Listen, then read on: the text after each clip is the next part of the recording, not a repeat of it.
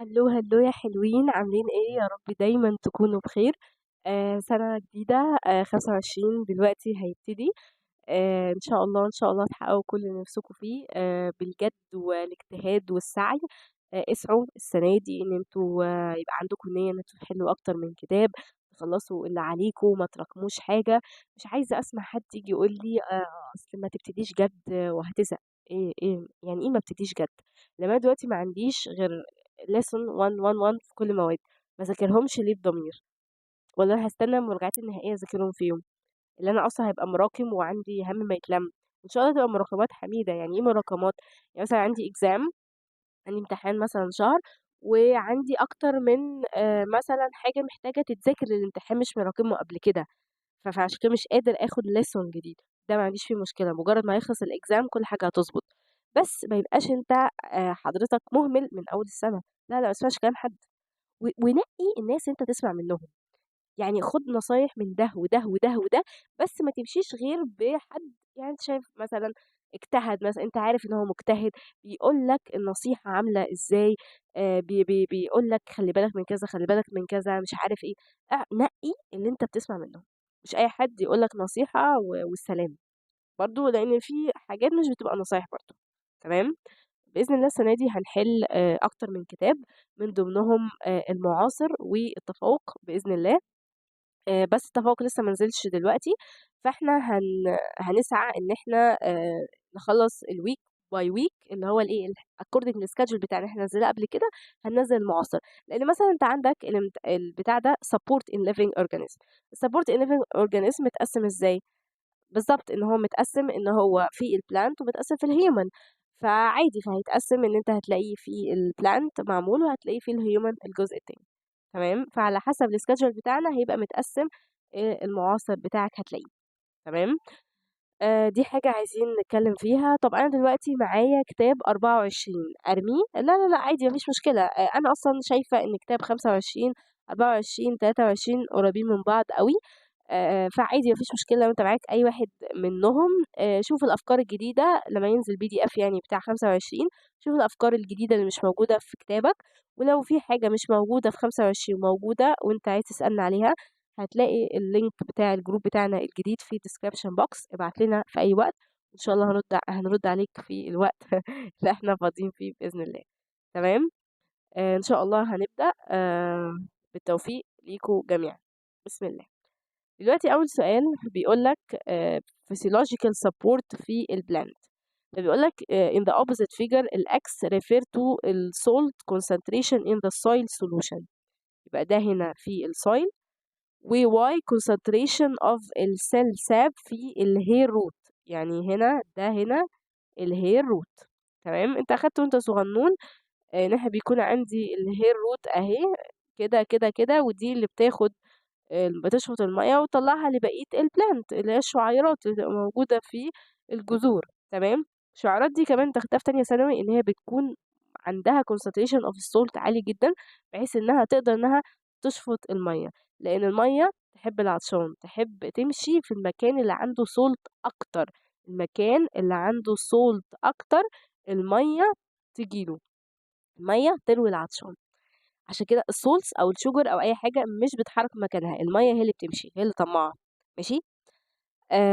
ماشي. وفي نبات الbean plant اللي هي الفول. What do you expect to happen to this plant after several hours؟ إيه اللي هيحصل؟ محتاجين نشوف الfigure. إحنا بقى عشان أنتم ناس جديدة دلوقتي، التكنيك اللي أنت بتحل بيه، أنت بتقرا السؤال كويس جدًا، بتشوف الfigure كويس جدًا، جدًا، جدًا، بعد كده تشوف الأسئلة. ما ينفعش إن أنا أneglect السؤال وأدخل على الأسئلة على طول، إجابات على طول. حضرتك بتهبِّب إيه والّا بتعمل إيه؟ صح؟ الموضوع صعب. بعد كده أنا لازم أشوف بقى، بيقول لك إن الsalts هي المربعات. ده عادي ممكن السؤال ده ييجي طبيعي جدًا، جدًا، لعبة. والwater هي الكور. فأنا شايف إن الY الroot hair هو اللي عنده salts أكتر. فطبيعي المَيّة هتمشي منين؟ من الsoil ها للhair root عشان تطلع فوق. فهي دي أصلًا الmechanism اللي أنت أخدته يا بيه في تانية ثانوي.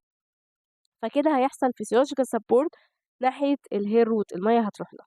فبيقول لك الplant growth stops لأ. البلانت ويلز gradually، يعني النبات ده هيحصل له ان هو هيذبل بالتدريج. لا مش هيذبل، لانه وصل له ميه خلاص، وصل للروت هير. plant state doesn't change، لا هتتشينج. البلانت acquire الفسيولوجيكال سبورت. التشينج ده هيكون عامل ازاي؟ ان هو هي بدل ما هو هيكون هو مثلا ويلتنج مثلا، هيبقى لا هيبقى هيكبر، هيبقى swollen مثلا، هيجيله نضارة كده. عشان كده مثلا لاقي الناس اللي بتبقى قاعدة بتبيع مثلا جرجير او بتبيع نعناع، على طول تجيب جنبيها مية وتقعد ترش. ليه؟ to take الفسيولوجيكال سبورت، عشان ما تبقاش ويلت ودبلانة. بعد كده بيقول which of the following play the main role for straightness اللي هو بيبقى محافظ على رونقه كده of المنت green stem after watering. المنت بلانت اللي هو مين؟ نعناع. هل السافاكيول؟ الرايبوزومز، انت المفروض انت اخدتها في اولى ثانوي، ما تنكرش حاجه زي كده، بس احنا هناخدها برضو السنه دي في الار ان ايه. الرايبوزومز دي بتساعدني في تصنيع البروتينز، فدي مش اساس ده. السيل وول، اكيد السيل وول ملوش علاقه، والميتوكوندريا لا، هي السافاكيول هي اللي ممكن تساعد. كمان الميتوكوندريا هتساعدني في الانرجي والفوتوسينثيس بروسيس.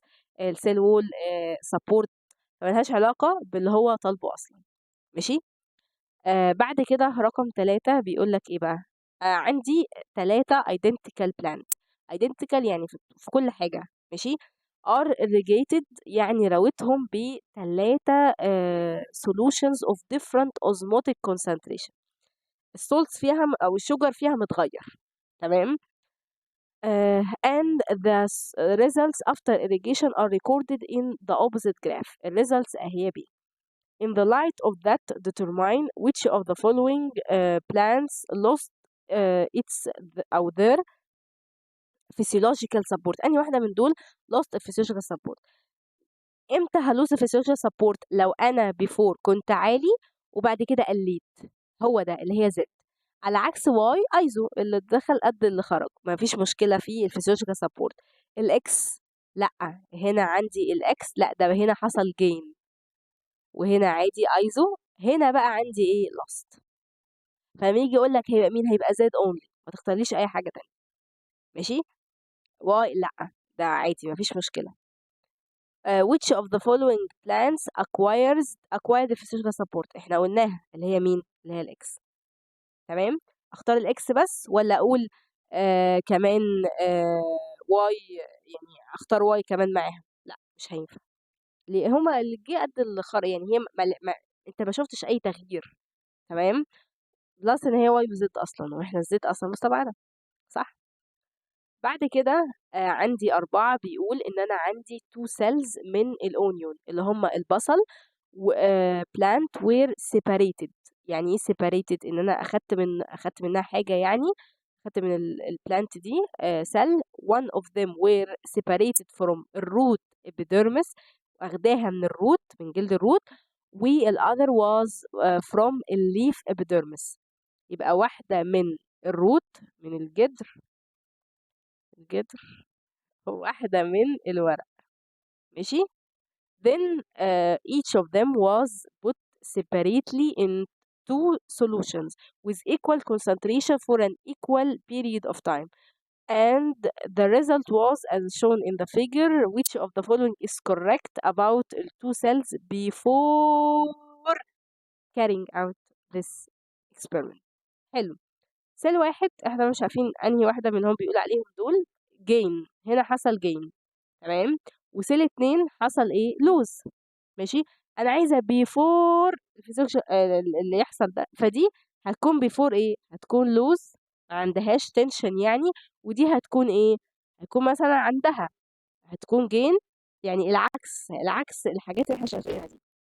ماشي. لما تيجي تقرا الاسئله هيقول لك الاوزمولاريتي بتاعه السافاكيول. يعني ايه اوزمولاريتي؟ اوزمولاريتي يعني شده احتياج الميه السيل دي للميه، يعني عندها سولت عاليه مثلا، يبقى الاوزمولاريتي بتاعتها عاليه. فبيقول لك الاوزمولاريتي بتاعه السافاكيول في سيل واحد is larger than اوزمولاريتي بتاعه 2. هي دي حقيقه، فده اللي حصل. ما هي عشان هي في الاول، عشان هي الجين، فالميه تروي العطشان، فالمية راحت من عند اللي عنده سولز قليلة للي عنده سولز عالية. فدي كان عندها سولز عالية، السولت بتاعتها كانت عالية، كأنها لص. تمام. فبعد كده حصل لها ايه؟ المية جات لها فحصل جين اللي احنا شايفينه ده. ماشي. طب دي كانت سيل عادية، سيل عادية. تمام. في حالة الجين طبيعي حصل ايه؟ ان اكيد اللي بره السولوشن اللي احنا حاطينه ده كان بالنسبة لها هايبرتونيك. تمام. فالمية راحت لبره فحصل لها لوست. تمام. يعني السولس بتاعتها كانت اعلى بس لمين؟ لبره. ماشي. بس فعشان كده تختار ايه؟ طب في ناس هتقول لي كملي الاجابات، ما انا اكيد هكمل اجابات، يعني انا هعمل، اصل انا شايفه الاجابات دي صح. الاوزمولاريتي بتاعت السيل فاكيول اوف التو سيلز لارجر، لا، لان انا شايفه تشينج في الاثنين. الاوزمولاريتي بتاعت السيل فاكيول اوف سيل 2 از لارجر ذان سيل فاكيول 1. ايوه ماشي، بس ده ايه؟ ده افتر الاكسبيرمنت. هنا طالب ايه؟ بي 4. انتوا بتبقى عندكم المعلومه، عندكم كل حاجه، ولكن المشكله عندكم في ايه؟ ان احنا بنكروت السؤال، ما بنقراش كويس. هي دي المشاكل اللي بنلاقيها في كل الدفعات لكل الناس. اقرا سؤالك كويس، مفيش مشكلة. 46 سؤال وانت عندك 3 ساعات عمال تحل طول السنة، يعني الوقت بتاعك في الحل بيكون قليل جدا. في ايه بقى؟ فدي مش هتنفع. والأوزمولاريتي بتاعت سافاكيول 1 ايكوال 2، ما كانش حصل التشينج اللي انا شايفه قدامي ده. تمام. ده سؤال حلو. بعد كده عندنا رقم 5 بيقول ايه بقى؟ 5 بيقول لو الويت بتاع البوتيتو بيس عندك X جرام، then put in distilled water for 30 minutes. يعني ايه distilled water؟ distilled water يعني مية ما فيهاش salts، او السولتس بتبقى قليلة قوي، barely no salts. فمعنى كده انها بالنسبة لأي حد ايه؟ دايما هيحصل ايه؟ الووتر هتروح دايما للبلانت، كأنه ايه؟ كأن انا بحطها على طول في هايبوتونيك سولوشن. تمام. زي مثلا اقول لك ميه البحر ده على طول ايه؟ هايبرتونيك سولوشن، لانها فيها ملح كتير. اما دي هنا يعتبر ما فيش، فاي حاجه تحط جواها هتحصل لها، مثلا لو ار بي سيز هتحصل لها بريستنج، لو انا عندي مثلا بلان سيل هيحصل لها التنشن بتاعها هيعلى جدا. تمام. for 30 minutes then its weight became y. يعني ده الطبيعي بتاعها، وده بعد الاكسبيرمنت. ماشي. after that it was put اللي هو بعد experiment بتاعت الديستنت. ماشي. وبعد كده حطيتها في concentrated sugar solution for 30 minutes. يعني هنا بقى حطيته في ايه؟ في hypertonic. ماشي. لا بقى زاد. and the results are recorded. Which choice in the opposite table may represent the results of this experiment؟ حلو قوي السؤال ده. عندي x y and z. ماشي. 5 و 4.7. 5 عشان انا اعرف هي كلهم هيكون نفس الويت الطبيعي، مفروض بعد distilled water هيكون الرقم اعلى من 5. ف 4.7 دي غلط، و 5 و5 اكيد لا. ليه؟ لانها هتزيد، لانها محطوطة في distilled water. تمام. فما قداميش غير سي. طب اتاكد. طب والهايبرتونيك لازم هيكون رقم اقل من ال5، فدي مش هتنفع معايا، ولا دي تنفع معايا، ولا هتبقى ثابته، لانها اتحطت في هايبرتونيك، يعني السولس خرجت، يعني سوري الووتر خرجت لبره. فما قداميش اوبشن غير سي. تمام. اصله الزياده مش قوي. يا سيدي انت مالك؟ ما انت ما بتعرفش هي قد ايه. اصل 4.9 يعني الله، هو في ايه بقى؟ انت بتنقي الاصح بالنسبه لك، ماليش دعوه بالسؤال انت شايفه ازاي، نقي الاصح. تمام. بعد كده عندنا 6. what is the reason for السويلنج بتاع البلانت cells when watering؟ لما برويها ليه بيحصل swell؟ اكيد عشان الميه راحت للي عنده concentration عالي قوي للسولت، فحصل باي اوزموزس طبعا ايه؟ فحصل swelling. فيقول لك entry of water into them by osmosis. دي مش إجابة وحشة، بالعكس دي إجابة حلوة، هي دي. ماشي. بس نكمل.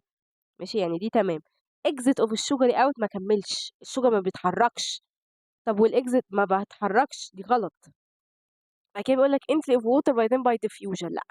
ايه هو الديفيوجن؟ اللي هو الانتشار. ان انت كانت اكبر تجربه كنت انت بتعملها ان هي بتحط شويه حبر يقع هنا، تمام، في الووتر، فتلاقيه اللي هو انتشر بسرعه بسرعه بسرعه بسرعه. ودي طبعًا بتبقى سرعتها أسرع من الأوزموزس ماشي؟ بعد كده بيقول which of the following cells acquired physiological support on watering الplant. أنهي واحدة من دول هيحصل لها swelling بقى والكلام ده لمّا بارويها. هل الcork cells؟ لأ يا حبيبي، الsovereign cells يعني أصلًا dead cells ماشي، الtrachea برضه dead cells، الstone cells برضه dead cells، ما عنديش غير الparenchyma cells. الparenchyma cells عندها cellulose تمام، عشان ما حدش ييجي يقول لي ما هي عندها cell wall، cell wall means cellulose، أي plant cell عندها cell wall، فما حدش ييجي يقول لي لأ أصل لأ هي عندها عادي جدًا ما فيش مشكلة، تمام، معلومات قديمة بس لازم تكون عارفها، حتى لو cellulose فيها 10% just for support يعني. بعد كده which of the following explains الtension بتاعة الplant cell walls. الtension بتاعه بيكون أنهي واحد؟ لمّا بالاقي تنشنة يبقى أنا أكيد بييجي في دماغي إن ده حصل له physiological support، لسه الplant دي شاربة مَيّة. بيقول لك acquiring physiological support ليه لأ؟ تمام، losing لأ، ما لهاش علاقة structural أصلًا، تمام. بعد كده a type of algae was transferred from الfresh water environment to الmarine water environment، الfresh للmarine، تمام. الmarine ده اللي هي إيه؟ دي اللي هي sea water، يعني فيها إيه؟ فيها salts أعلى ماشي؟ حلو، يعني معنى كده هيحصل gain للphysiological support والّا lose للphysiological support؟ أكيد lose للphysiological support. بيقول لك الalgal cells swell مستحيل. الplasma membrane move toward the wall، حلو السؤال ده. هنا أنت عندك عادي الcell wall وهنا الplasma membrane ما فيش مشكلة والsub vacuole والحوارات دي. بيقول لك الplasma membrane moves toward الwall، يعني هي هتمشي كده ناحيته، اللي هو هيحصل اللي هو إيه، زي ما بيقولوا كده enlargement أو swell، هتلاقيه هو متنشن جامد، والّا الplasma membrane هتمشي inward، هتمشي لجوّه كأنها loose كأنها مكرمشة، أكيد هي هتمشي لإيه، لجوّه، هتكرمش، تمام. no changes لأ، دي في حالة الإيه، في حالة الswelling. يعني معنى كده إن A وB نفس الإجابة، A وB نفس الإجابة مع بعض، هي الإجابة هتكون C ماشي. بيقول لك في رقم 10 لو أنت عارف الturgor pressure ده أو الfullness اللي هو الpressure اللي بيحصل بسبب إن أنا عندي swelling اللي هو الامتلاء ده باسميه turgor pressure. In the plant is the pressure that pushes أهي الplasma membrane toward الcell wall under the effect of الosmosis. In the light of this المعلومة اللي أنت عرفتها دي answer ماشي، ممكن تكون معلومة أنت عارفها أصلًا بس أنا عايزة أملى أول سطرين في السؤال فهو بيعمل معاك كده. Which of the following is considered the main factor in the occurrence of a turgor pressure in the plant cells؟ إيه الmain factor اللي يحصل لي turgor pressure في الplant cell؟ هل الcell wall والّا الplasma membrane والّا الsub vacuole والّا الcytoplasm؟ جات قبل كده وهنقولها تاني إن العضو الأساسي في المعلومة دي هي الsub vacuole تمام. لإن هو اللي بيمتلي، هو اللي بيمتلئ فهو اللي بيعمل لك الturgor pressure ويضغط الضغطة اللي بتحصل دي ماشي. والcell wall موجود في الhuman cell أو الanimal cell؟ لأ مش موجود، موجود only in plant cell ماشي. which choice in the following table expresses الconcentration بتاع الcell sap in a plant root cell and the direction of الwater movement under the effect of الosmosis phenomena to maintain الturgor pressure. بيقول لك أنهي واحد من دول الcell sap concentration والdirection بتاع الwater عشان أحافظ على الturgor pressure. عايز يقول لك إنه ما يحصلش lose، يفضل يحصل gain أو أثبت المعلومة دي. هل الcell sap concentration بيكون عالي والّا قليل؟ ما أنا قُلت المَيّة تروي العطشان، فطول ما الcell sap اللي هو إيه قصده الsub vacuole يعني، طول ما جواه salt عالي، طول ما الwater هتدخل له أكتر، فعشان كده لمّا يبقى low فمعنى كده إن أنا باسهّل عملية طلوع المَيّة منه، لإن المَيّة هتلاقي الsalt في مكان تاني، هتروي العطشان في حتة تانية ماشي. فعشان كده هي لازم هتكون high، بس الwater بقى هتروح لinside والّا outside؟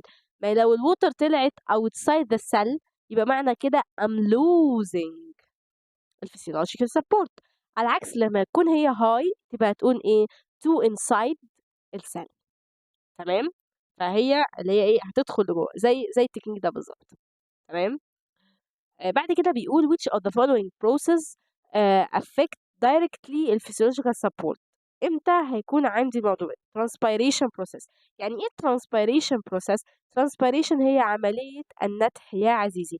يعني ايه عملية النتح؟ هي losing of الwater day daylight تمام اللي هو زي عملية سوري العرق لما انت بتعرق هو بالظبط. عشان كده بيقول لك لما بيقطعوا اشجار كتير لما تتقطع ايه اللي بيحصل؟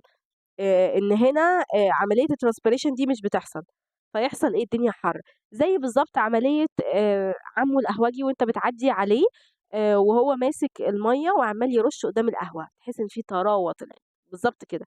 فالمية بتطلع من البلانت دي عملية النتح دي تعملك طراوة في الجو كأنه تكييف. فعشان كده إن أنا أقطع الشجر وأعمل كباري الموضوع هيبقى صعب قدام شوية كده هتلاقي الناس بتموت من الحر حرفيا. تمام. ف فهنا ماشي only دي هاشُك فيها، استنى معايا photosynthesis process only والّا absorption وtranspiration process والّا active ما لناش دعوة بactive transport. فبقية النَتح دي يعني أنا باخد المَيّة بتاعتي وبافقدها وساعات ما بافقدهاش والكلام ده، فأنا عندي في effect على الphysical support.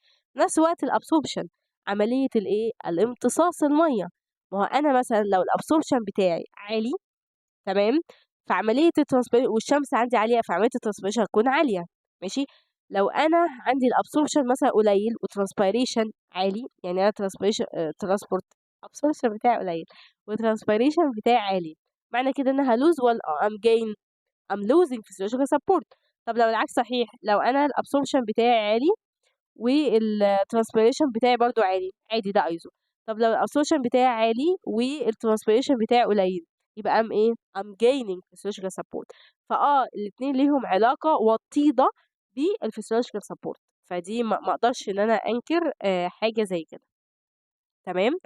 بعد كده 12 بيقول لك إيه بقى، بيقول لك if you know إن الأميبا عادي من الكائنات اللي أنت أخدتها يا عزيزي في أولى ثانوي البروتوزوا lives in fresh water يعني بتعشق الأكسجين. لما تيجي أنت تدخل إن شاء الله chapter 3 هتعرف إن unsuitable conditions بتاعتي CO2 هتعمل نوع من أنواع reproduction بحيث إنها تقدر تحافظ على نسلها ويفضل يكمل ماشي مش هحرقهولك. And we get rid of excess water that enter the cell by contractile the vacuole. يعني ايه contractile؟ اللي هو عمال يcontract كده مثلا مرة واحدة السافاكيول بتاعها كأنك بتعصر حاجة يعصر كده فيطلع المية. سبحان الله.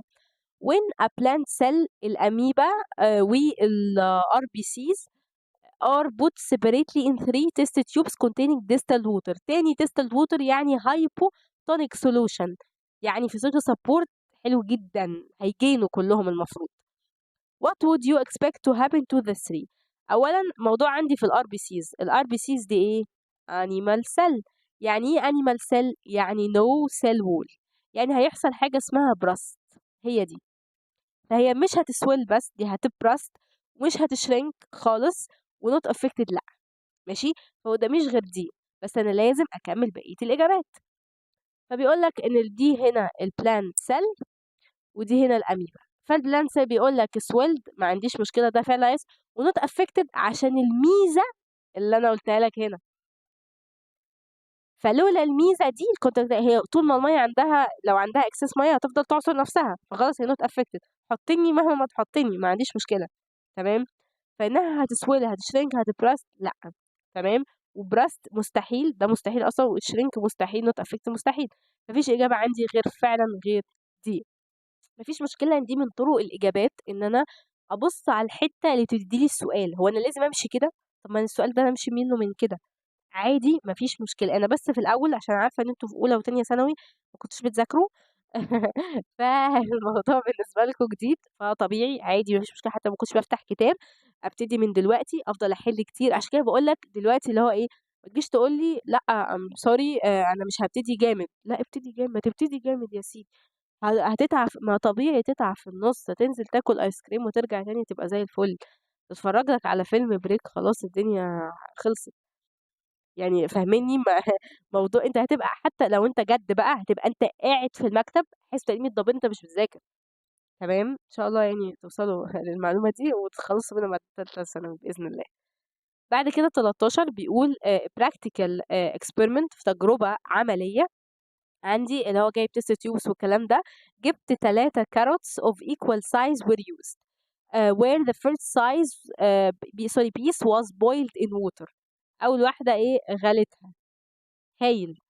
وتاني واحدة حطيتها في distilled water، يعني أنا حطيتها في إيه، في hypotonic solution، تمام. والthird was put in concentrated، هنا hyper، يعني هنا إيه gaining I'm gain and هنا I'm lose physiological support. أبقى أنا فاهم. طب حوار الboil ده، بُص يا سيدي، هو في حوار الboil ده هيحصل gaining لphysiological support، ولكن المشكلة عندي إن أنا باموّت الcytoplasm بتاعي، الحرارة العالية دي بتموّت الcells بتبقى موجودة، فدي حاجة مش حلوة يعني. فبيقول لك which of these lost of these species lost الphysiological support. أنهي واحدة من دول هتlose الphysiological support؟ أكيد تالت واحدة بس، أهي. أول واحدة حرام لأ، أنا قُلت لك عيبها إيه، إن هنا الcytoplasm ودي حاجة ليك يعني، الcytoplasm هنا في البطيخ، بس هي هتسوِل. دي أشهر حاجة المشمشية يا عزيزي، العزيزي وأنت صايم بتفطر على طبق خشاف، المشمشية والتنية والكلام ده، مش هي بتتغلي؟ the first and second لأ لأ، تمام. 14 بيقول إيه، لو أنا عندي plant cell with الsap vacuole concentration بتاعها 0.8، يعني ال0.8 ده solution والّا ده هي؟ ده هي، يعني ده هنا أهي 0.8 put in a solution with unknown concentration I don't know إيه اللي جوّه so that it becomes as shown in the figure. إيه اللي حصل؟ حصل inward، بقت inward أهي، البلازما membrane دخل اللي جوّه، يعني معنى كده إن أنا حطيتها في إيه، في hypertonic solution عزيزي. يعني إيه hypertonic solution؟ يعني لازم الconcentration يكون أعلى من ال0.8، ف0.2 لأ، ده كده hypo، 0.6 لأ، و0.8 لأ، مش زيها، هي المشكلة إن هو هيكون 3، ف3 شفط المَيّة حرفيًا من جواها. سؤال حلو أوي، عشان كده لازم تعرف 0.8 ده جوّه والّا برّه؟ طب إيه، الدنيا ماشية إزاي؟ عايزاك طريق برضه من طرق الحل هي طرق الاستبعاد، أنت لازم تعرف أنا باستبعد ليه، عشان ما تجيش وقت الexam في آخر السنة تيجي تقول إيه، أنا والله كنت عارفها بس اخترت واحدة تانية، ليه يا حيوان؟ ما أنت عارف واحدة واحدة. sorry بس أنا الموضوع ده شاغلني.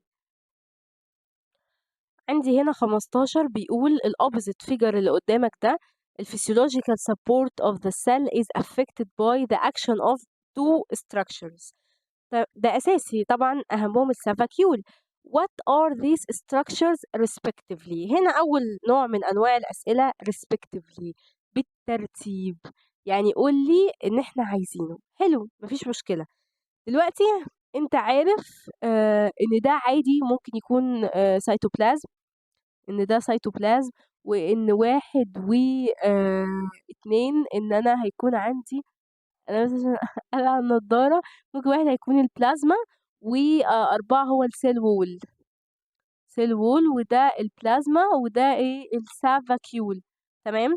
فأنا أهم حاجة عندي هي رقم إيه، هي الsap vacuole رقم 3 فهي دي اللي هابتدي بيها، تمام. بس فده اللي أنت تكون عارف، سواء بقى واحد كان البلازما أو الcell wall، يعني ده معمول مع ده أو ده معمول مع ده، فأنا مين اللي هيبقى بالنسبة لي الsap vacuole هو الأوضح، ماشي. لأن أنا ممكن أكون مش شايفة دلوقتي من الصورة، بس أكيد في الامتحان هيكون الصورة هتكون بإذن الله، بإذن الله، بإذن الله أوضح من كده، ماشي. 16 بيقول لك which of the following combines the supplying of الcell wall with الphysiological support، تمام. بيقول لك أنهي من الأسئلة دي يتبع الcell لما يحصل لها physiological support. إيه اللي بيحصل؟ إن الcell vacuole بيكبر فبيحصل swelling، بيحصل swell للplant cell وبيحصل burst للإيه؟ للhuman cell. يقول لك السايز اوف سافاكيول decrease، لا. الاماونت اوف solution inside السافاكيول decrease، اكيد لا. الكونسنتريشن بتاع السولوشن inside السافاكيول decrease ولا هيحصل له increase؟ اكيد هيبقى decrease. ليه؟ لان انا دلوقتي اهو جوه السافاكيول، فانا الميه دخلت، الووتر لما يدخل لجوه هيقلل السولت. ليه؟ انت مثلا الاكله دي لقيتها مثلا، او الميه دي لقيتها ملحه، فانت هتقعد تزود ميه لحد ما تتعادل الميه اللي موجوده بكميه الملح الموجوده، صح؟ فهو ده اللي بيحصل، ان الميه بتفضل تدخل فتقلل الكونسنتريشن بتاع الملح اللي جوه، او الشوجر، او whatever، ايه السوليوت اللي جوه، صح؟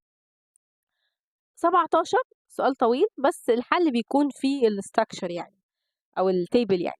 الاكسبيرمنت was carried out on potato slice، يعني بطاطس of same sizes، يعني كلهم نفس السايز عشان يكون فيه تكافؤ فرص.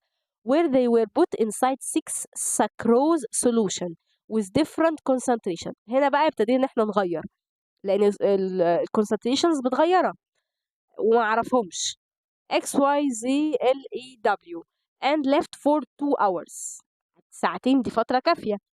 Then the results were represented as shown in the graph. Study it then answer. بيقول لك اللون أزرق ده السلايس before experiment، ولونه أحمر السلايس after الإكسبيرمنت. اللي before الإكسبيرمنت اللي هي دي قلت، فالسايز بتاعها قل، يعني معنى كده إن ده لوز، صح؟ ده هنا ايزو، ده هنا هيحصل له جين لان السايز بتاعها زاد، وده السايز برضو زاد جين، وده هنا لوز، وده هنا جين. ده اللي انا استفدته من الفيجر اللي قدامي، تمام؟ يبقى انت عرفت ان ده هايبرتونيك، اللي هو اللوز ده هايبر، والجين ده هايبو، ماشي؟ واللي زي بعض بيكون ايزوتونيك solution.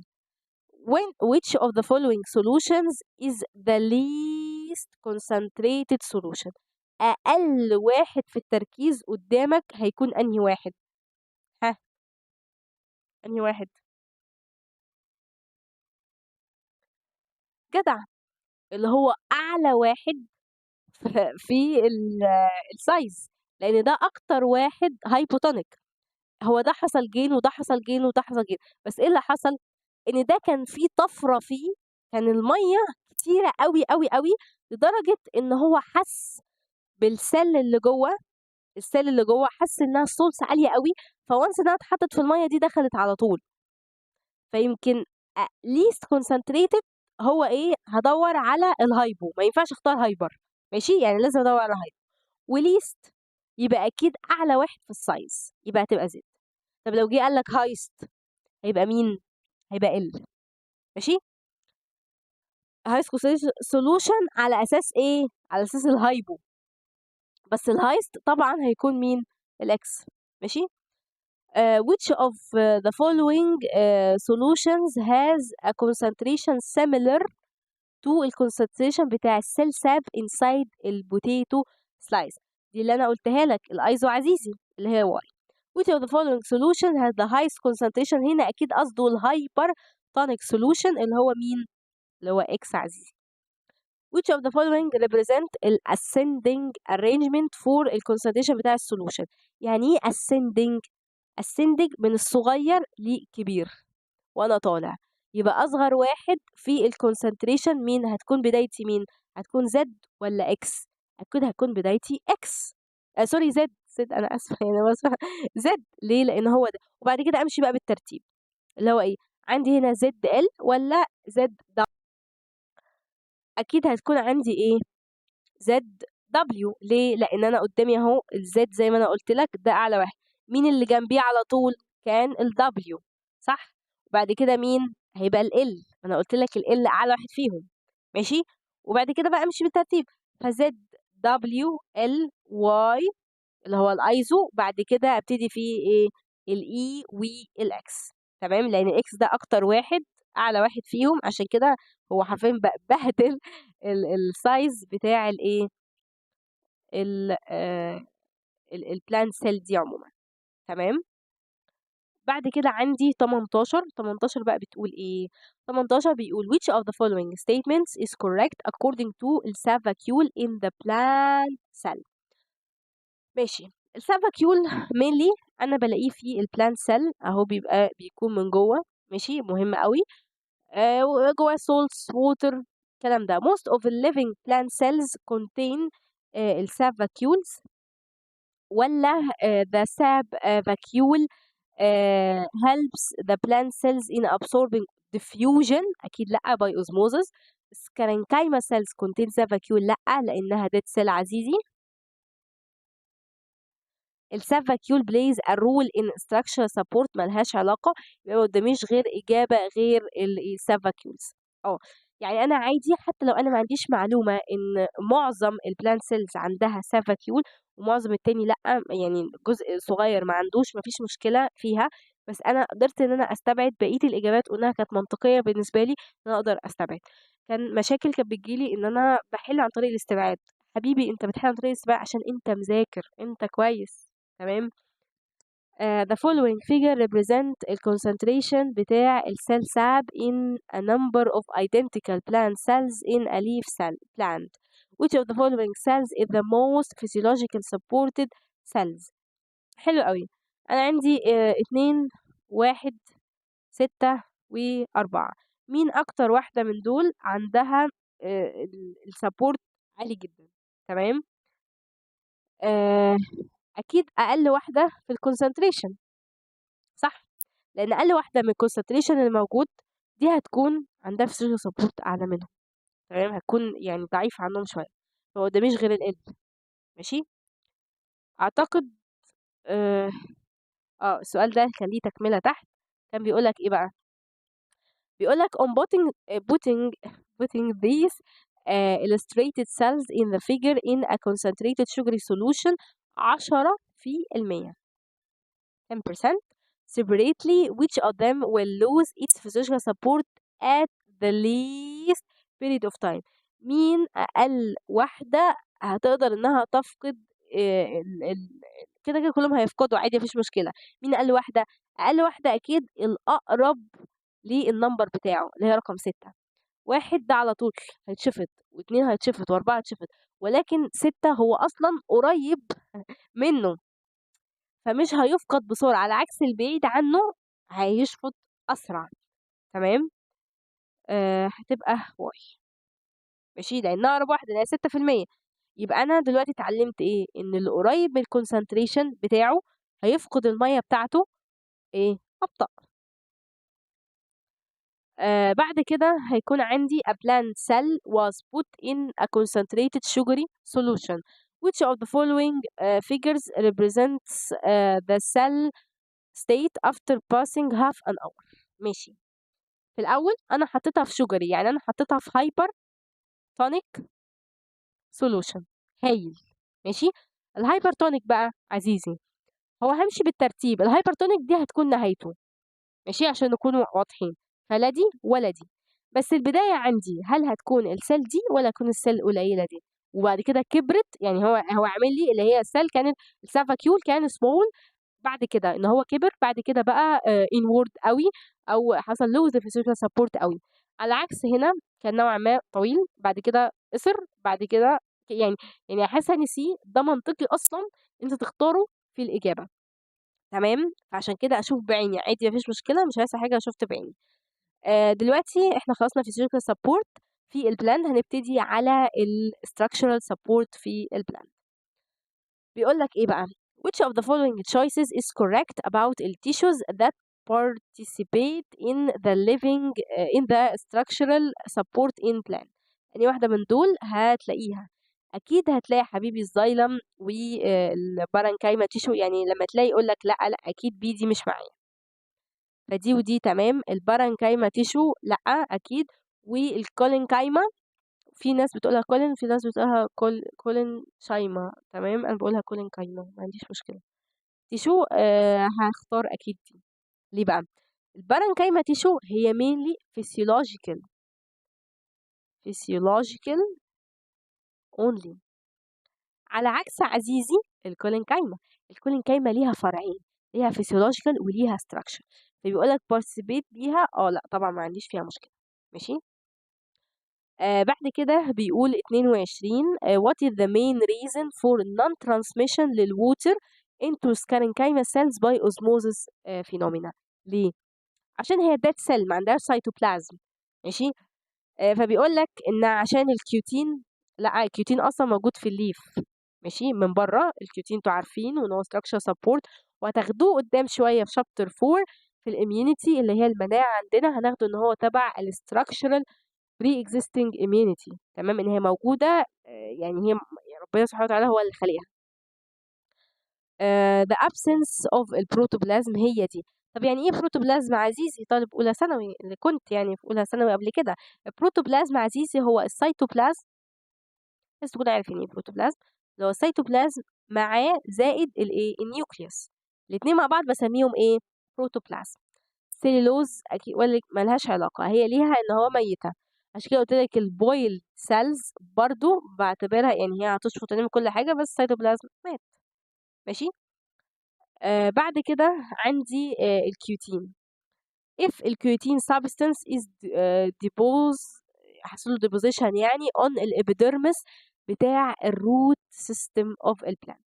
تعالوا بقى نتكلم عن الكيوتين. الكيوتين هي مادة واكسي، مادة شمعية بت ايه prevent الووتر entry. ماشي. وكمان الطلوع يا عزيزي، طلع ايه الطلع ده؟ الطلوع. فلا انت هتطلع ولا انت هتدخل. تمام. عشان يقلل البكتيريا ويقلل اللص ويقلل الحاجات دي. فلما انا احطها على الروت، يعني معنى كده ان no water، خلاص no water for the whole plant. دي مصيبة ولا لأ؟ هيحصل ايه؟ هيحصل wilting. يبقى انا ايه عادي ان انا برضو ان انا قبل ما اكمل بقية السؤال ان انا اقعد احلل analyze. what do you expect to happen to this plant؟ اكيد مش هيحصل لها acquire structure كمان، يعني ملوش علاقة. acquire physiological لأ. بيقول لك the plant will not absorb the water، أيوة therefore its cells will lost. هي دي مش هينفع لأن أنا حاطط لها كيوتين، حطيت لها مادة شمعية على المصدر إن هي بتاخد منه، فخلاص هي وقفت زي الليف. بعد كده 24 بيقول what is the substance that covers الإبيدرمس بتاع الستمز والليفز بتاع البين بلانت. ايه البين بلانت ده؟ اللي هو الايه اللي هو الفول. الفول حضرتك قبل ما نسويه ونعمله بقى تمييز ونعمله بقى بانواع كتير جدا والكلام ده، حضرتك بتلاقي مش هو حجر، حاجه حجر كده. تمام. آه بيقول ايه؟ بيبقى حاجه حجر. فانا ايه اختار ايه؟ لجنين او سيلوز، صح ولا مش صح؟ لا. انت دلوقتي هو بيقول ايه؟ بيقول الابيدرمس، الجلد، الطبقه اللي فوق اللي موجوده على الستيم وموجوده على الليفز، اللي هو مين؟ اللي هو الكيتين.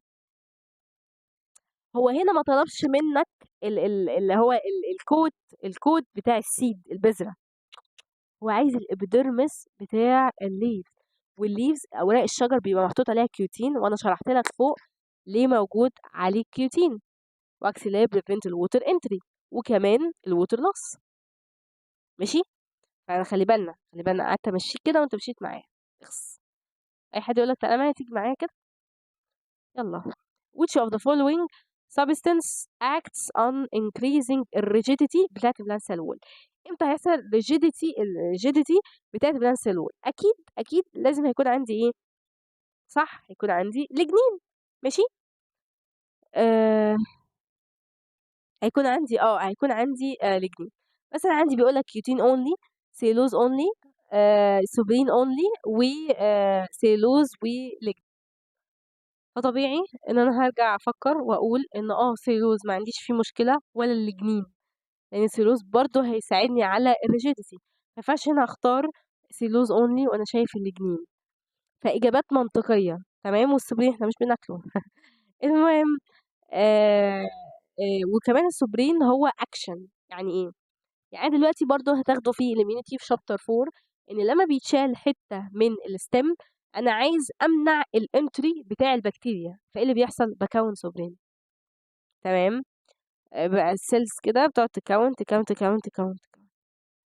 بعد كده بيقول which of the following polymer. يعني ايه polymer؟ يعني monomer كتير كده جنب بعض، تمام، حاجة complex is present in the vascular tissue، موجود عندي مثلا في الزايلم of a plant and provide it with more structural support. مين؟ ها، اكيد الليجنين، لان السوبرين ما انا غششتك، السوبرين بيبقى على الستيم من بره والكيوتين على الليف. السيلوز يعني مش يعني هو بوليمر بس ملوش علاقه بالفاسكولار قد ما هو ايه، ليجنين زايلم. ماشي، لان ايه، ما هو يا حبيبي، ما هي السكالين كايمه متكونه اصلا من ايه، من اللي هي الديد سيلز بتاعتها thickened by lignin. ماشي، بعد كده بيقول which of the following alternatives. اللي هي ايه alternatives؟ اللي هي البدائل يعني doesn't agree with the rest of them according to الاوكيرنس بتاع الستراكشر سبورت للبلان. احنا اخدنا سيلوز في المنهج والجنين والسوبرين. الشتن ما خدناهوش، فهو ده لا، ملوش علاقة حاليا يعني بالسبورت. بس احنا هناخده ايه، شتن سكوت هناخده في شابتر 3. خليك بقى معلم عليه عشان هنبتدي بيه ليسون 1 في شابتر 3 شتن سكوت. يبقى عند الأميبا خلاص حرقتهولك. Which of the following cases results in the occurrence of both physiological and structural support together. مين بيبقى عنده الاثنين مع بعض؟ ماشي، البوزيشن بتاع الليجنين في الستون سيلز وول بتاعت البير فروت اللي هي الكمثرى، ولا putting dried bean plant seeds in water، ولا الirrigation of المنت plant. كل ده هو بيعمل حاجة واحدة، حاجة أنا شايفة إن هو بيعمل حاجة واحدة سواء structural أو physiological بس. بعد كده بيقول لك deposition of الكيوتين on الابيديرمال cell بتاعة الوولز بتاعة الايه الأوبينيتا بلانت. دوروا عليها على الانترنت هتلاقوا صورتها البلانت دي. المهم كل ده ماليش دعوه بيه. الكيوتين يا عزيزي، الكيوتين انا قلت لك ان الكيوتين هو اصلا structural support وبيحافظ على physiological، بيحافظ على الميه انها ما تطلعش بره. فعشان كده كل مره هيحصل ايه acquire الفيزيولوجيكال سبورت وانا مش هفقد الميه بتاعتي. تمام، فهو بيحصل ايه، بيعمل ايه، عادي structural support ايه وبيمنتين الفيزيولوجيكال سبورت. بعد كده بيقول which choice in the following table expresses the support to which the corresponding tissue contribute. أول واحد إن أنا عندي دي epidermal cell فده هو الكيوتين. عندي هنا spaces intercellular spaces فدي أكيد parenchyma cell. هنا أنا شايفاها thickened with lignin، وهنا عندي برضو يعني هي شبه دي بس مفيش intercellular spaces. تمام، فدي هنا الايه الكولينكايما. وهنا هتبقى عندي ايه السكالينكايما. ماشي، فالستراكشر سبورت ملي مش هختار فيه 3، فأي واحدة فيها 3 هي بالنسبة لي غلط. سوري سوري سوري، اعملها ازاي اهي، اهي يعني دي ودي مش معايا. هايل، يبقى انا قدامي اجابتين. حلو، فيزيكال سبورت لازم هتلاقي فيها 3 و3 هنا. طب 4، هل 4 تنفع فيزيكال سبورت؟ ده جحود بقى سكالينكايما ينفع، فلا، يبقى الإجابة دي. هايل، يعني معنى كده فيزيكال سبورت بيقول لك واحد اللي هو الايه كيوتين، ما انا قلت لك ان الكيوتين بايه بمنتين، واتنين الكولينكايما ما هي ليها الاتنين، والثلاثة البارانكايما لا دي صح. 1 و2 و4، 1 اللي هو الكيوتين، 2 اللي هو thickened by سيلولوز. ما ننساش ان ده برضو عنده سيلولوز بس ده عنده 90% سيلولوز مثلا وده عنده 10%. فاهميني، عشان كده بقول لك thickened او يعني all around يعني. واربعة عندي هي السكرنكاين، يبقى هي بالنسبة لي دي. بعد كده 30 بقى بيقول لك ايه، بيقول لك التيبل اللي قدامك ده include data about 4 plants X, Y, Z and L that are identical in size. ما عشان يعمل لك comparison لازم يكون الحاجة identical عشان تكون عارف في السايز في الirrigation في الووتر، وفي حاجة هتتغير سواء بقى التجربة ذات نفسها هتتغير أو مثلا concentration أو حاجة واحدة بس اللي هغيرها فهتعمل تأثير عشان الباقي أقدر أشوفه. and they were irrigated عاملهم بمية with equal amounts of water and placed in the same environmental condition. طب ما ده حلوين، ده كله كله كده كويس. تمام. بس انا ما اعرفش ايه البلانتس دول، فواضح ان هما بلانتس مختلفه بس identical in size. يعني اخدت شريحه مثلا من بصلايه، شريحه من الفولايه، مش عارف ايه الكلام ده، وكلهم جنب بعض. بيقول لك اول واحده، اول بلانت عندها 15 ليف، وواي 10 8 20. الاستوماتا، ايه هو الاستوماتا؟ الاستوماتا انا كنت بقولها حتى، يعني انتوا دفعه جديده بقى فهنبتدي نشرح تاني، يا كل سنه بقى نقول نفس الكلام تاني.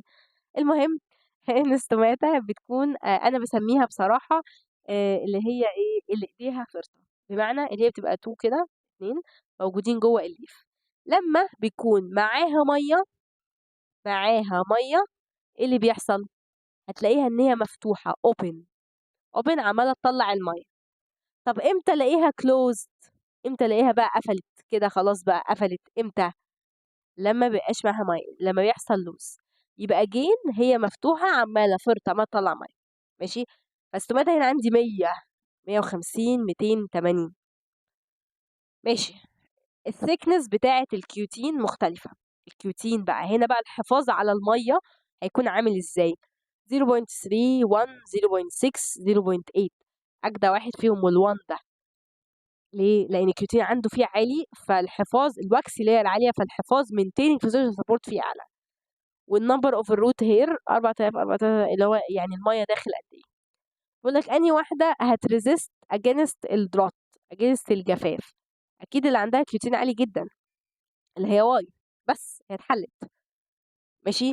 في ناس هتقعد تفكر في الاستوماتا ان هي عندها استوماتا عاليه جدا، فهي تبقى ايديها فرطه كتير فمش هتحافظ، فمش عارف ايه. طب اللي عنده استوماتا قليله فتختار ال.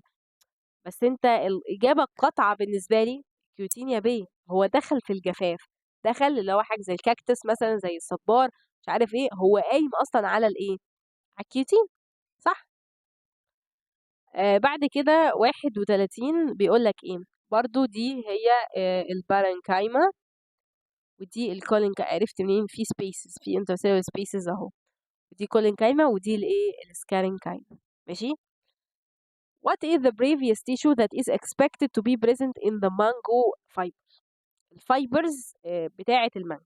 ما خدتهاش والله يا دكتور، اعمل ايه، اختار ايه؟ بس انت اخدت فايبرز، والفايبرز الالياف عموما تكون ايه، جامده. انت شايفها جامده كانها ديد سيلز، فاختار انها السكارينكايما. ماشي. بيقول which of the previous tissues is or are present in the leaves of the latest plant اللي هو الخس and provide them with physiological support. هو موجود فيه ايه؟ موجود فيه عنده الكولينكايما سيلز، واكيد بدأ هو living cell، فاكيد عنده بارنكايما سيلز. تمام. القرمشه اللي انت بتاكلها دي قرمشه الكولينكايما والسيلوز العادي، واكيد وانت بتاكله بتلاقي تحس ان في ميه كده، فهو ده. ده واحد واتنين. ينفع اقول اتنين only؟ آه ده لو قال physiological و structural الاتنين مع بعض. تمام. فانا هنا قدام ان انا اختار اتنين بس، ولكن هنا هو طالب physiological support بس، فالاتنين بيدوله physiological support، ادوا المهمة يعني. which of the previous tissue is or are not characterized by occurrence of cell wall tension؟ أنهي واحدة من دول ما عندهاش cell wall tension؟ أكيد قولا واحدا 3 only، اللي هي الايه السكارينكايما cells أو الديد cells. مستحيل هيحصل كده لأنها ايه، dead. تمام. 32 بيقول which of the following substances was present in the plant cell walls supply them with hardness and a degree of elasticity but it doesn't prevent the water permeation. حلو قوي. أي واحدة من السبستنس دي لما بتبقى موجودة في البلانت سيل وول بتديله hardness و degree of elasticity، ولكن ما تمنعش دخول المية. doesn't prevent. اكيد هنا هو بطريق غير مباشر بيقول لك السلوز يا عزيزي. تمام. لان مين بيديله هاردنس وديجري الليجنين؟ ما عنديش فيه مشكله، الصوب مش عارف ايه، ولكن بدأ ما يمنعش، لان كل دول بيمنعوا الميه. تمام. ما ينفعش اقول هاردنس للكيوتين تمام، لان هو مخستع خالص. فهشوف السوبرين والليجنين. تمام. بعد كده بيقول which of the following act on maintaining ال internal tissues بتاعة ال wooden trees. أنا عايزة أحافظ على الأجزاء الداخلية، يبقى أنا عايزة ألعب على إيه؟ ألعب على اللي بره عشان أحافظ على اللي جوه. طب إيه الحاجات اللي من دي بلاقيها بره؟ السيلوز مش بلاقيه من بره، ولكن الجنين الكيوتين والسيلوز مش بلاقي كيوتين بس مش بلاقي سيلوز. الليجنين والسوبرين بلاقي السوبرين بس مش بلاقي الليجنين بيبقى من جوه. تمام، بس يعني بيبقى هو موجود عند السيلز اصلا، بس هو عايز الانترنال تيشوز بتاعت الوودن تريز من بره، فانا عايز حاجه احافظ عليها من بره، فيبقى بالنسبه لي الكيوتين والسوبرين اجابه ادق. ما عنديش مشكله في الليجنين والسوبرين، بس عندي مشكلة ان انت عايز من بره. تمام، انا عايز احافظ على اللي جوه، ماشي، وهي اصلا جوه، صح.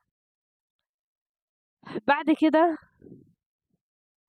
بيقول لك ايه بقى 34، بيقول the opposite figures illustrate types of plant tissues which of them contains deposition of cellulose. بص يا عزيزي، دي البارنكايما ودي السكارنكايما اهو، الليجنين من بره والسيلوز اهو من جوه. السي دي اللي هي الكولينكايما برضو. طبعا انا بلغتك وقلت لك ان السيلوز موجود في كله، بس الديبوزيشن بتاع السيلوز مينلي هلاقيه في الكولينكايما سيلز والاقيه في السكارينكايما سيلز، تبقى A و C. ماشي، يعني مثلا بيكون هنا السيلوز بيكون 70% سيلوز وبيكون لجنين 30%. ايه ده بجد؟ النسب دي حقيقية، لان هو ما هو هو هو بيبقوا ماشيين بالترتيب: بارنكايما، كولينكايما، سكارينكايما. الليجنين اهو انت شايف نسبته بتكون اقل من الايه، السيلوز. بعد كده بيقول لك from the opposite figure which represents the lower surface بتاع herbaceous leaf plant. نباتات عشبية، بس الليف بتاعتها ورقة الشجر بتاعتها، الورقة mainly. فالورقة هلاقي كيوتين، هلاقي ستوماتا، كورد سيلز كده يعني. وات ينفع اقرا من غير ما اشوف؟ بيقول لك ان ده الاخضر ده الابيديرمس، ودي هنا الاستوماتا، وهنا اللي من بره الجارد سيلز. دي حقيقة وواي دي هي برضه مش هقبل عليها. بيقول لك what is the reason for maintaining the cells X their characteristic shape. X تمام، هو قصده السيلز عموما ليه هي عندها الكاركترستيك شيب اللي انت شايفه ده؟ عشان هي عندها سيلوز وول، ولا بلازما وول، ولا deposition of a lignin in their wall. انت هنا ما تعرفش اصلا انه موجود lignin اصلا. سوبرين فلا، اصلا دي ليف، هي الليف عندها lignin وسوبرين، فمين ليه؟ عشان هو موجود السيلوز. تمام. what is the reason for changing the shape of Y throughout the day؟ ما انا قلت لك هي دي اللي ايديها فرطة، طول ما معاها مية طول ما هتبقى منتفخة and ايه، هتبقى open. once it get rid of ال اسمه ايه ده الووتر، ايه اللي هيحصل؟ الووتر هتقل، الووتر هتقل فيحصل ايه؟ كلوز ليها. ماشي. بيقول لك الديبوزيشن بتاع الليجن ولا سيتوبلازميك موفمنت ولا موفمنت اوف ووتر، هي ديها فرطة. بعد كده بيقول لك ايه 46 which of the following represents الارينجمنت بتاعة السيلز بتاع in البير trees، اللي هي ايه، شجر الكمثرى from the least supporting to the most supporting. يبقى هنا هو عايزه support. انا عندي هنا البداية بارنكايما والسيلز يعني، ولا ستيم بريسايكل فايبرز بتبقى اسمه ايه ده سكارينكايما فيها فايبرز، فروت ستون سيلز برضو. يبقى اكيد بدايتي هو عايز الليست، فانا هشطب على الاثنين دول، فتبقى بارنكايما روت بارنكايما روت. ماشي. مفروض ان انا عندي بعد كده بيقول لك تاني واحده على طول الفروت ستون سيلز. لا ما ينفعش. ليه؟ لان ستون سيلز اصلا سكارينكايما سيلز، فازاي هي التانية قبل الكولينكايما؟ تمام، فيبقى الكولينكايما بعد كده حط البري سايكل فايبرز، بعد كده فايبر ستون سيلز. دي mainly ان انا حتى لو انا مش عارف حاجات عادي ما فيش مشكلة، ولكن هقدر بالتخطيط الجيد هشوفها. البلم فروتس اللي هو البرقوق بيبقى عنده كيوتين، بيقول اللي هو البرقوق مش انت بتلاقي لمعة كده عليه، ده الكيوتين بيحافظ على المية جواه. maintain their content of water because their outer layer contain ايه بقى كيوتين. معلومة طبعا من حصة الزراعة يعني. which of the following represent المين رول بتاع الكيوتين والسوبرين في البلانت. المين رول بتاع الكيوتين والسوبرين ايه هو؟ هل provide the support للفاسكولار tissue، ولا maintain the shape of the cell wall، ولا acting as impermeable barrier to the water و determining substance transmission from and plant cells. لا دي بتبقى ال selective membranes والكلام ده، فدي هتبقى لأ. maintain the cell walls ده هيبقى اللي هو السليلوز يا عزيزي.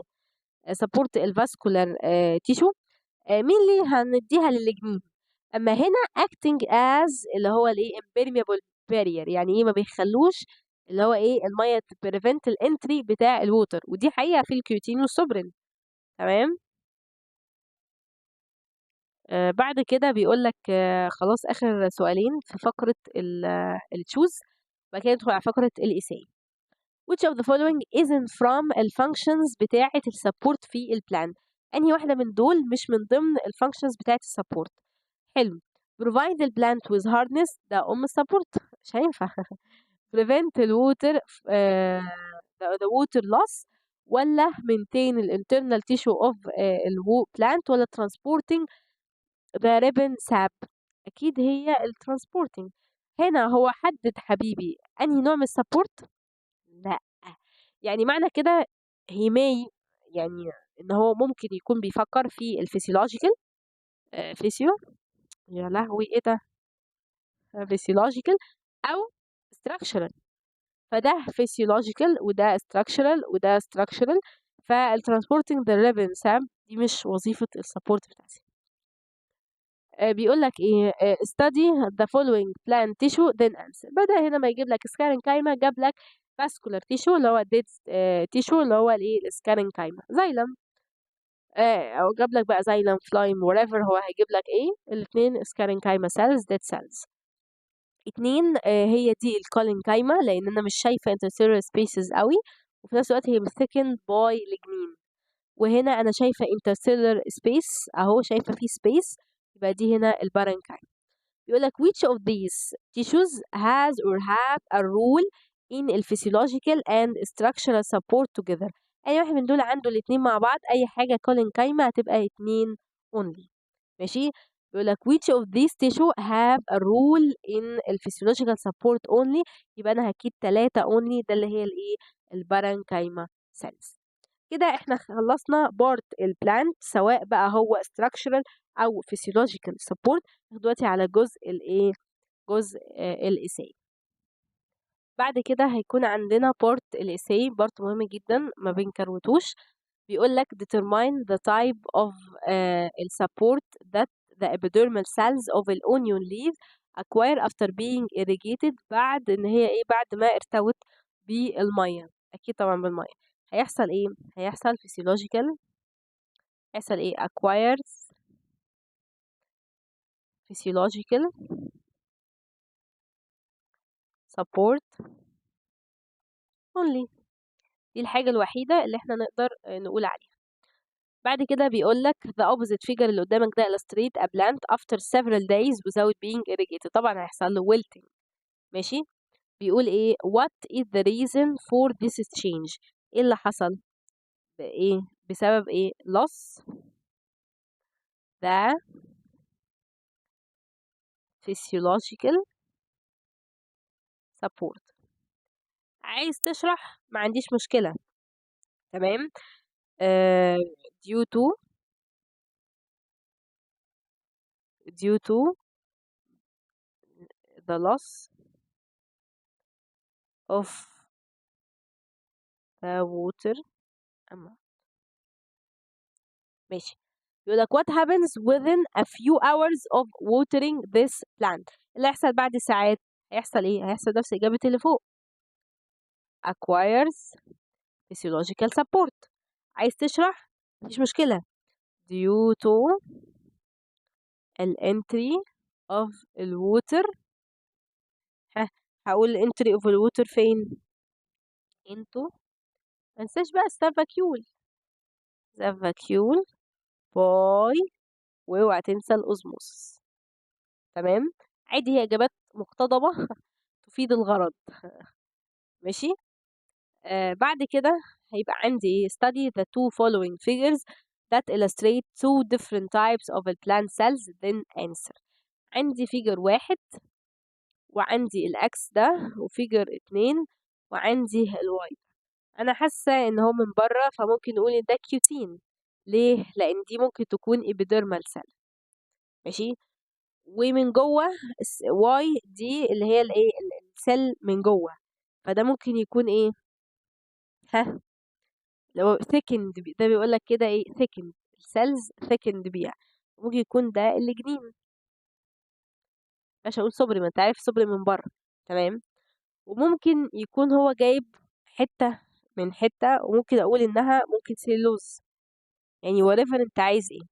بيقول لك suggest، يعني انت خمن a name of deposition deposit substance X in figure 1 and the deposit substance Y in the figure 2. ممكن اقول يا سيدي كيوتين، او ممكن اقول سيلوز، whatever يعني. ماشي. determine the support type in 1 و 2. والله لو انا اخترت كيوتين وسيلوز، فانا ممكن اقول الاتنين دول هيؤدوا الغرض في ايه؟ physiological and structural. دي حاجة أساسية. ليه؟ لأن الكيوتين maintain الفسيولوجيكال support and provide it with structural support. سيلوز شغال مع الاتنين مع بعض. على عكس الجنين هتكتب بملو ايدك كده structural support only. تمام. بعد كده آخر سؤال في الإساي بيقول the two opposite figures illustrate two types of plant tissue. What is the type of support that is common between tissue 1 and tissue 2؟ برضو هنا أنا ما عنديش intercellular species قوي، فدي هتكون كولينكايما، ودي هتكون سكارينكايما. بيقول لك التايب بتاع السبورت الكومن ما بينهم هما الاتنين، ها مين؟ structural support. اوعى تقول physiological support تبقى حمار. ماشي. كده احنا خلصنا الفيديو النهاردة بنجاح والتوفيق دايما. ربنا معاكم. لو حد وقف معاه حاجة أكيد ابعت لنا على اللينك، هلاقي لينك الجروب، لينك مفتوح، مفيش مشكلة. بتحل من 24، مفيش مشكلة، ابعت الأسئلة بتاعتك. شفت حاجة في الفيديو ما عرفتهاش برضو ابعت لنا. المهم انت ما سيبناش في حالنا كده. و يلا، باي.